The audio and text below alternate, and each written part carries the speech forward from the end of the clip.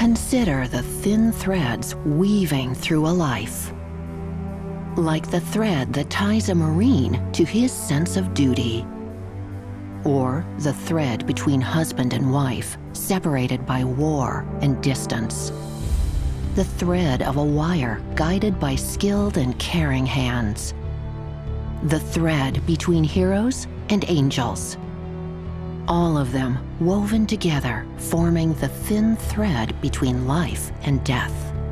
I would run for a few yards and then have to stop because I was out of breath. After serving 13 months in Iraq without incident, Major Chris Gillette was relieved to be back at Camp Pendleton, out of harm's way. Or so he thought.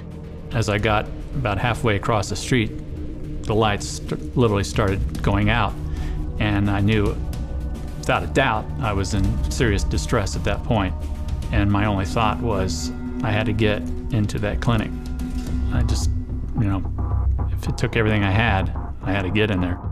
I literally fell through the doors of the clinic. With no vital signs for 2 minutes, it looked like Chris was having a stroke or a heart attack.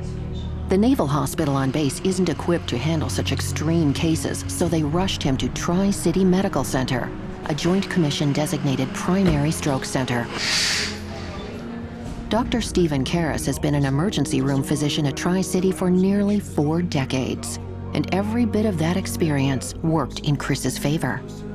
I knew it pretty much from the beginning because we went right away to the CT angiogram as soon as they could possibly do that.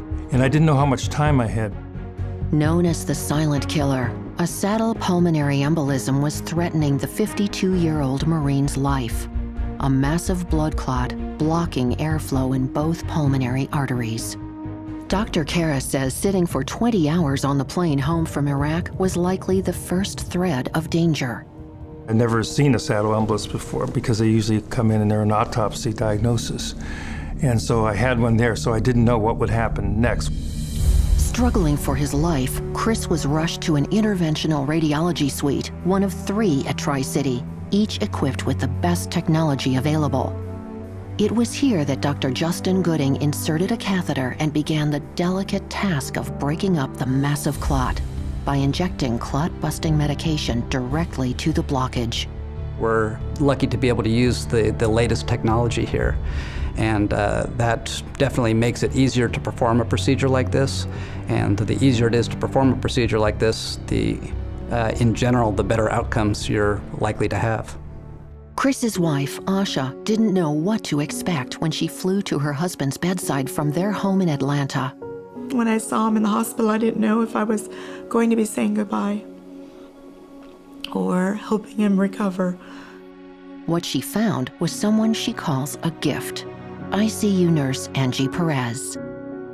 We don't call her Angie, we refer to her as Angel because she truly is an angel. She took such good care of him. The way she did it in such a caring and concerned manner just made me realize she was a very special individual, not just as a nurse, but just as a person. He's gone over to Iraq to fight for our country, and what an honor it is for me to be able to take care of him and try to help him survive. A medical team, experienced and highly skilled, state-of-the-art technology, and compassionate care, working together like interwoven threads. And 6 days later, Chris walks out of the hospital, but not for good. Humbled by the coordinated care he received from the entire team of medical professionals at Tri-City, Chris presented his group of lifesavers with challenge medals, just like the ones heroes earn for their exceptional performance in the field. If a hero is someone that's dedicated to their job and to their profession and willing to give their all to help someone else, then I would count everyone at Tri-City as a hero. That challenge coin sits on my dresser, so it's a constant reminder every day when I see it. Remarkable. I just felt like hugging him because I didn't expect him to be in that good a shape. It was so good to see him alive. I get a little emotional. Sometimes I get tears in my eyes, and I did at that time. These folks are truly dedicated to their mission and are, as far as I'm concerned, the best around at doing it. I truly believe that if they'd taken him anywhere else, I might not have my husband here today. Going to remember them